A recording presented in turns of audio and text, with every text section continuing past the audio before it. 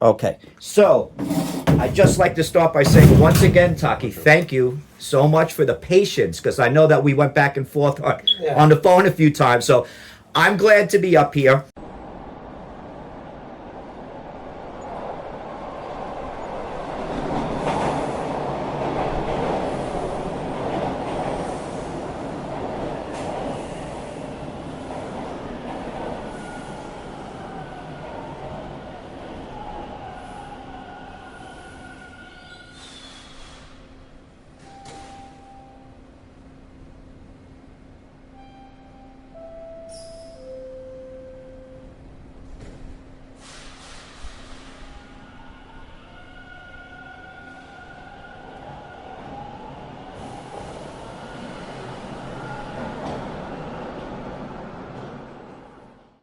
We have Cool Herc this past summer who celebrated his first party that he threw as a DJ.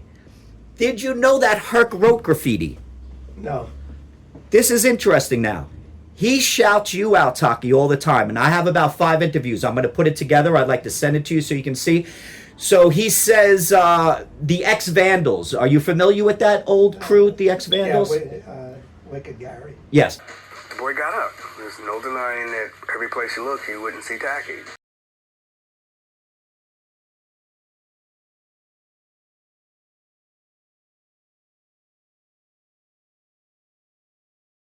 This is what Cool Herc always says. So when he's asked about hip-hop, he goes right away into talking about how he had history with graffiti. And he talks about himself and the X-Vandals, and he says it. Me, Phase 2, a bunch of his friends, we all wanted to be like Taki 183. Taki was a graffiti god. So he definitely, different circles, you know what I mean? People recognize and they realize, and a lot of this stuff goes back to one place, and that's you, sir. You were writing graffiti? Yes, I was a great big follower of Taki 183. Oh, yeah, he was one of the first famous names on the wall. We looked up to him like the god of graffiti. Uh-huh. And we thought to do that, me and a friend of mine called Uncle Rich, Line in 163, Super Cool, Phase 2. And we was tagging names, Clyde as cool. So what was your tag? Clyde as cool? Clyde as cool. When you first got to rap? When I started that, I was in the graffiti scene, like around 69, 70. And we was hitting trains and stuff, Yeah. Taki was like our god. Yeah. So Taki 183, but I was running with Stay High, Super Cool, Phase 2, Uncle Rich, and myself, Cool Herc. Tell us about like New York City back then in terms of like the gangs and like the situation like in the street and the crews and the whole nine. I wasn't with the gang. Right. I wasn't with it, didn't knock it. I know people that was in it, or they asked me to be division leader. And my father, we was with that. Right. You know what I mean? So he always compliment me and my friends. I would choose each other. Okay. Like just without going through the initiation and the whole nine. Right. Not because you got to be around it for that, or Right. you think less of me and all that type of stuff, you know. But who was the X-Vandals? We wasn't graffiti writers. Okay, so the Vandals were not a gang. Nah, wasn't Okay. a gang. How'd you get into graffiti? They used to call me Clyde. Right. My name is not Clyde, it was Clive. Clive, like Clive Davis. And they couldn't pronounce it. So at the time, who was big in the basketball court? Clyde Walsh Fraser. Yes. So I said, my name is Clyde. Clyde. So I started to write Clyde is cool. I like my music. I was hanging out with my ex-Vandal people, Phase 2, Sweet Duke, Clyde, Super Cool. All them guys, and we should like music. We used to dance. We like to dance. After we start bombing places, little trains and some stuff like that, we go hang out at the Puzzle or somewhere downtown, Nemo's and El Buenos, and places like that.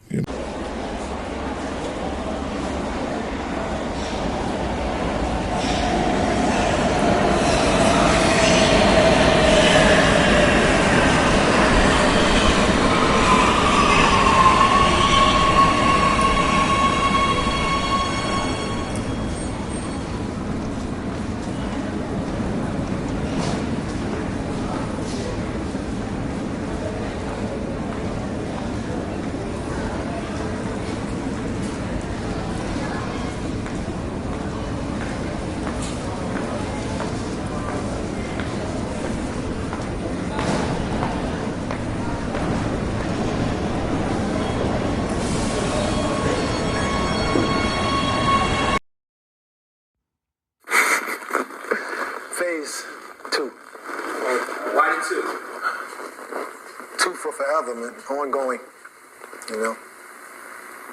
Which means like one is a beginning and two is another step. So, but you know, and Athanasian two means forever. So, you know, it's spelled another way.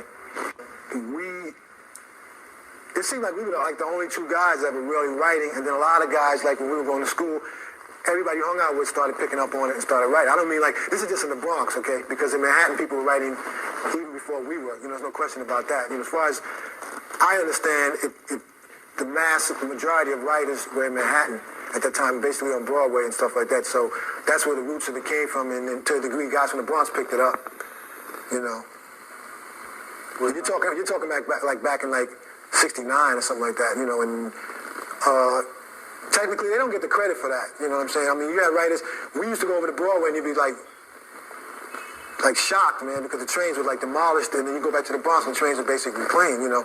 But like '69, '70, I wasn't writing at the time, so there were guys writing before us, Joe in '82 and Coco 144 and guys like that, who basically started that train orientated like writing and stuff. And Taki and Julio and them, it was like a different level of that, and it kept moving up, you know.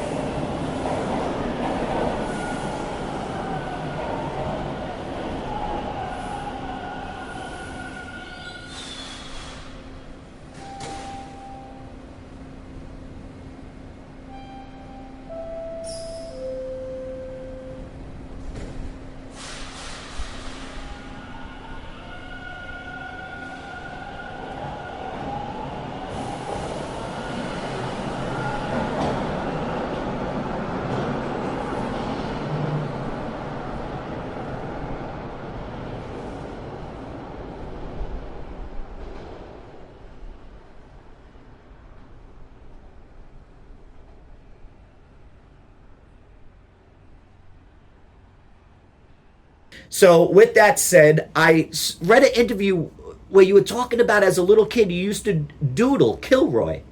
Is that correct? Well, at my age, that's what people used to do. So Everybody would see it in the movies. right, And everything, so Bugs Bunny. it was an easy thing to do. So now this is something that I've been thinking about. My generation, I'm in the generation right after you. The baby boomer generation all grew up with that icon, Kilroy, that came from the generation before them.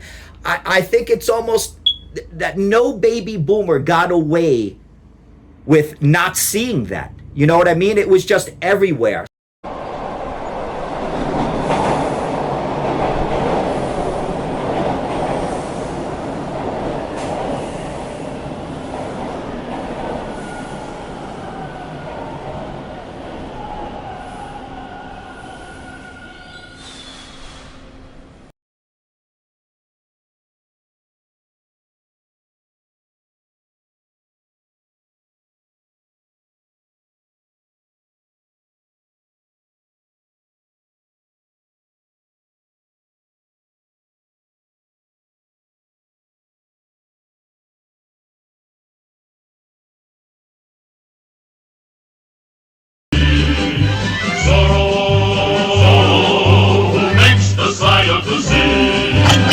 I thought about this recently. Okay. When I came to the country, Zorro was a big thing on TV. Disney.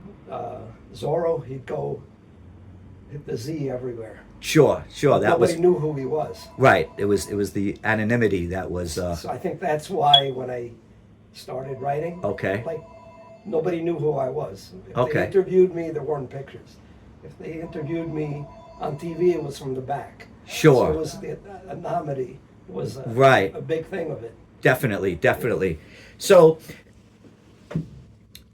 the Kilroy's there. It's for all the kids in your generation. It's there. I think it has a huge, because the Kilroy was here is kind of like it brings the old hobo moniker graffiti styling. It kind of JB King Esquire. JB King Esquire, in the end, we don't even know. It's sort of like Kilroy. He wrote it so much in the 1860s that it was on over 100,000 old school trains, and that everybody just started to write it, sort of like Kilroy. It grabbed on this own life of its own, and it just built and built. That to this day we still hear about J.B. King Esquire. This is a guy who started writing on trains in the 1860s. It's pretty amazing. So I always look at Kilroy as kind of like a bridge for the old, and then you guys growing up on the Kilroy. And of course we remember the Haredevil hair when Bugs Bunny is on the moon with Marvin the Martian, and on the moon rock you see Kilroy was here. And that's kind of, that cartoon came out in 48. That's kind of the epitome,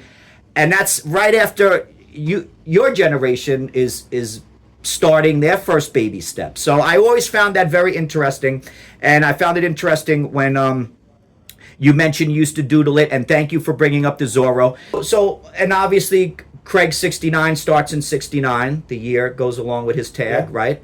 And do you come after that, or when would you say you started your first tag? What do you think that was? In the 69. 69. Okay, great. So basically by 70, 71, we were out. Right, so that's what I'm trying to get at. So by 69, you write your first tag. You mentioned how in 70 you got that job, and that's when it really began to spring. So very key that you went to these places where somebody came a knocking from the New York Times, and you always make me laugh because you say there's this big paper who interviews Henry Kissinger and all these guys, and they want to come and track me down. Was there any paranoia at all of how did these guys find me or anything like that? Or I know you didn't want to get charged for anything. No, right? Because before I was interviewed by Channel 2. Okay. And it was on the evening news. Okay. At the 6 o'clock.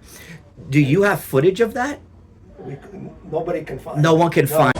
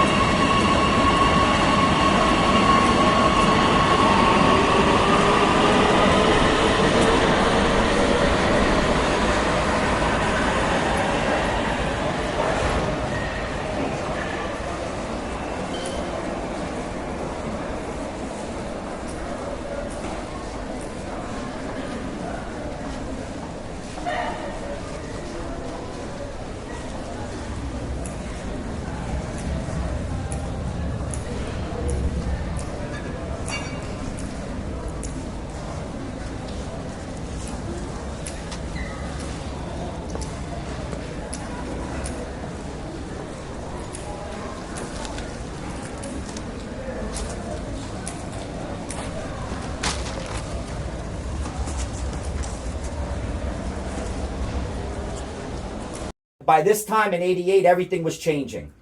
Koch had already shut down the trains. They were really, really nasty out. You get poked in the ribs with the billy club. All that stuff was happening, I'm sure, back in the days. But they beefed all that up, and they did not want anybody. When I was writing, they didn't know what to do with it.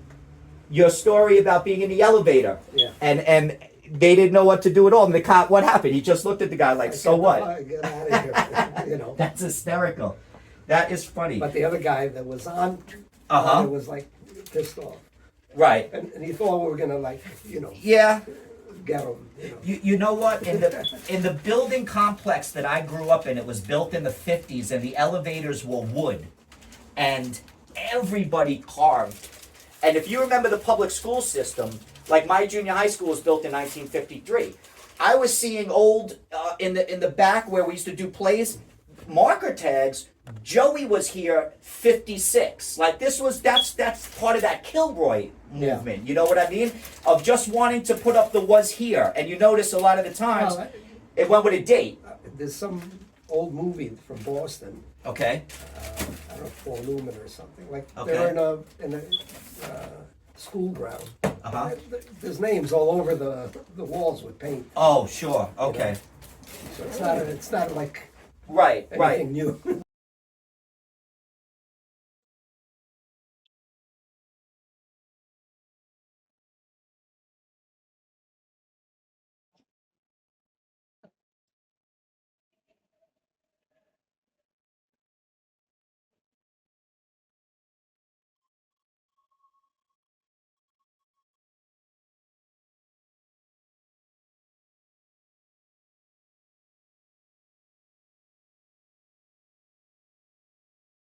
one thing that I'd like to leave you with here. This is very interesting. By all means, take your time.